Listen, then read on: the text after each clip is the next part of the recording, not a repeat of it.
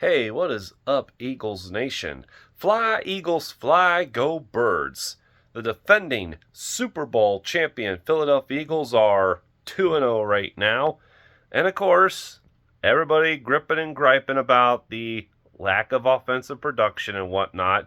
And yeah, it's frustrating, but listen, I've already mentally braced myself for a tough, gritty season. I mean, have you not seen their schedule? Dear Lord. Yes, you could say they have survived the first 2 weeks, but as Jalen Hurts said to Chris Jones, we won the fucking game. Shut your bitch ass up. So there you go. That's the way I'm going to look at it. They find ways to win. How they do it? They just do it. Okay? Like last year, I was one of the many that were crying for Sirianni to be fired like quarter midway into the season, and they figured it out. They figured out a formula that works for them. Sure, yeah, it doesn't appease the fantasy football owners, but that's not what they're there to do. They're there to win football games and championships. So hey, you know what? It's only the first 2 weeks. They got off to a sluggish start last year. They were 2-2 before everything gelled and clicked, and they took off flying. Let's not forget, took us a while to accept Kellen Moore, even though week one they were flying high against Green Bay then. But again, hey, new OC, new faces all around. Let's wait till about after week 4 before we start thinking like, okay, maybe this isn't going to work out. But for now, take it as it is. The Birds are 2-0 and they're still working out the kinks. And I have a very good feeling that they can still beat the Rams with this formula. As long as that defense can rattle Matthew Stafford and limit that Ram offense, which I think they should. I don't think the Rams' run game is as good as the Chiefs or the Cowboys. Puka Nacua is definitely a receiver you have to watch out for, but other than that, I think it's a game that's manageable and winnable for the Birds. That Rams defense is the main concern. They're a little faster, I think, than the Birds were, or at least they were in the divisional game. Who knows? We'll see what happens. Either way, I'm expecting another tough, gritty game week 3. But maybe, just maybe, we'll see the Birds offense take more flight. But hey, you know what? Baby steps. They're revving up the engines. And of course, I like to try and play both sides of the devil's advocate. Are the Chiefs fans, as well as the rest of the football world, really upset that the Eagles are now apparently the refs' favorites? Because, lack of offensive or a lack of false start penalties being called on the tush push. Now, is it the tush push they all have a problem with, or is it the lack of false start penalties? There is a difference. There can be false start penalties without a tush push play. We've seen it, okay? And we've seen other teams benefit from poor officiating, and the argument being that the NFL ignores its own rules, and it's like, well, that's for any game. So if your problem's not with the tush push, or if your problem's with something that doesn't relate to the tush push, and that it's a common problem with any other offensive snap, then that's not going to be a relative argument to ban the tush push. I'm sorry. You got to come up with something better than that. But no, I'm not going to lie. That was... These first 2 weeks have been bonkers. Like, what the hell's going on? Like, I was with Andy Reid. I'm like, how did they not call something against the Birds on that? Because that was just weird. Like, maybe the Chiefs jumped a little first? I don't know. But, listen, hey, the Chiefs benefited from all that bullshit the past 2 seasons, so why not our turn, huh? Why not our turn? And the other point I want to make for Kansas City and all Chiefs Nation, if you really want someone to blame for the Chiefs' loss, who was commentating your game yesterday? Fox's America's Game of the Week, not Kevin Burkhardt, was Tom Brady. Tom Brady was at the game, and his presence alone fucked over Mahomes and the rest of the team. Even when he's not on the field playing anymore, TB12 still finds a way to fuck everybody over. And that's what I wanted to say. It's not the Eagles you have a problem with, Kansas City. It's not the tush push everybody has a problem with. It's Tom Brady.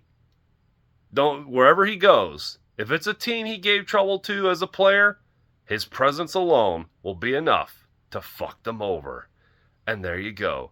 TB12 is still the football god of the NFL and just rules us all. There's just no other way to look over it.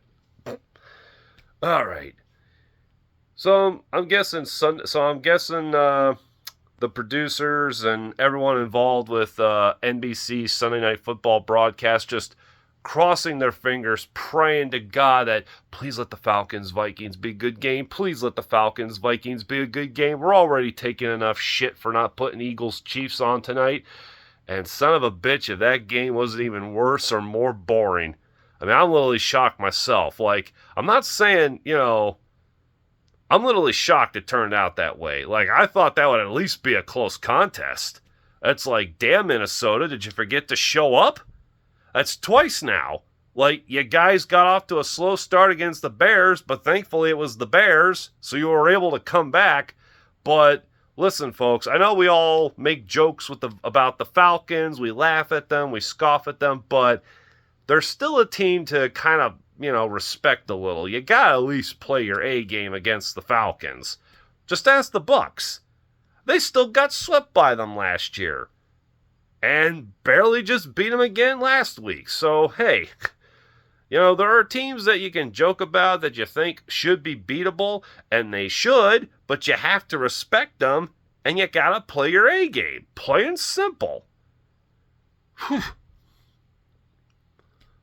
All right, that's all I've got to say. Fly, Eagles, fly. Go, Birds. 2-0. Everybody, quit your bitching, quit your whining, because if it's not the Eagles, it's the Chiefs, it's the Patriots. It's always somebody that gets all the breaks. And now that it's the Eagles' turn, y'all can't stand it. Plain and fucking simple. Don't give me this, you want justice and whatnot crap, because it's never going to happen. Whatever the NFL wants, whatever the media wants, whatever the bookkeepers want, the odds bettors, whatever. Like, figure out how the real game of life and Monopoly works, and then maybe your life will be a little stress-free. Yeah, it sucks, but here's my question. What are you going to fucking do about it? Not a goddamn thing. Bitch on social media? Might as well just say that's a form of therapy. So what I'm going to say is, get the fuck over it. Okay? Because, hey, eventually the Eagles will probably meet their match. In Tampa. Because we sure as fuck can't beat those fucking Bucks no matter what. But that's, 2 weeks away. Right now, we're on to Los Angeles. Oh, there's so much more I want to say and do, but I'm trying to cut it short because I got to get to some other things. I'm going to say shout out to Brandon Perna on That's Good Sports. Should he ever watch this? You try to curse my Eagles, don't blame it on the curse wheel, and they survived. Just like, well, I want to say the Bengals did in week 1, but now Burrow's out for 3 months, so I might as well say the season. So maybe the curse wheel has a delayed effect. So the Bengals definitely got fucked now, even though they still won the game against the Jaguars. So maybe I ought to be concerned for next week for the Eagles. Saquon has survived 2 weeks in a row of being on the Madden cover jinx, so we hope that trend continues. But now we gotta see if the curse wheel of That's Good Sports does have a delayed effect. And maybe it reverberated and hit his Broncos instead because, that's gotta suck. And is Daniel Jones really that good now? Was it really just the Giants? Oh, shit. Oh, my God. Should we start talking about the possibility of a Daniel Jones, Saquon Barkley Super Bowl meeting in Santa Clara this coming February? Can you imagine? Daniel Jones versus Saquon Barkley in the Super Bowl. I know my words have come back to haunt me and bite me before, And they did in a good way last year, but oh, please God. I know last year I said, this team will never win a Super Bowl with Nick Sirianni, and lo and behold, made me eat my words. I've never been happier to. All right, I'm over the 10-minute mark. It's time to cut this short. I got things to do today. So, fly, Eagles, fly. Go, Birds. Have a good week, Eagles Nation. And if you want some real good sports commentating, video, parodies, whatever, I think by now you know who all the top dogs are on the YouTube channel. Yeah, I'm not going to talk about ESPN. They suck. Go to That's Good Sports, Brandon Perna, at Tom Grossi. To me, he's the freaking king now of the YouTube sports media coverage. Also, Scooter Magruder and Urinating Tree. If there are any others out there that I'm not aware of or I just don't know about, someone turn me on to it. All right. I swear now, I'm getting off of this. Goodbye. Goodbye now. Goodbye. Goodbye. Goodbye. Bye-bye. Goodbye.